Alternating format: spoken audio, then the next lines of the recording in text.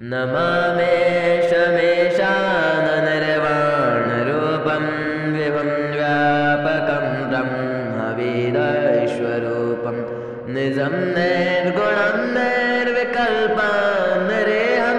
चिदाकाशमाकाशवासं भजेऽहं निराकारमङ्कारमूलं तुरीयं गिराज्ञानगोतीतमेशं गिरीशं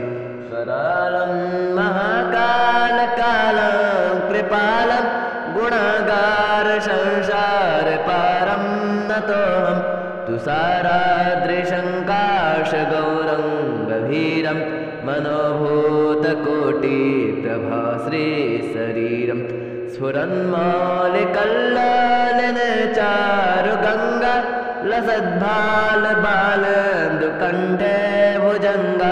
चलत्कण्डलम्ब्रोसुनेत्रं विशालं प्रसन्नाननन्नीलकण्ठं दयालं मृगाधेशचरमाम्बरं माण्डमालं प्रियं शङ्करं सर्वनाथं भजामि प्रचण्डं प्रकृष्टं प्रगल्भं परेशम्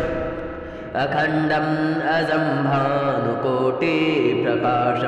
त्रयः शूलनिर्मूलनं शूलपाणिं भजेऽहं भवाने पतिं भावगम्यं कलातीतकल्याणकल्पान्तिकारिं सदा सज्जनानन्ददाता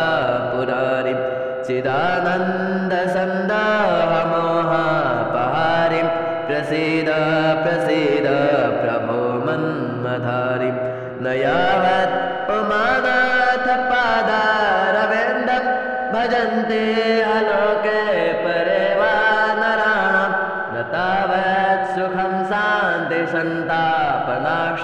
प्रसीद प्रभो सर्वभूताधिवासं न जानामि योगं जपन्नैव पूजान् नतोऽहं सदा सर्वदा शाम्भतभ्यं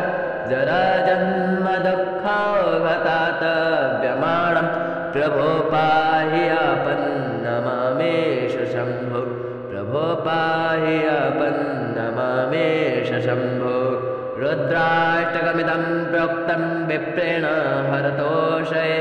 ये पठन्ति नरा भक्त्या तेषां शम्भु प्रसीदति श्रीगोस्वामी तुलसीदास कृतं श्रीरुद्राष्टकम्।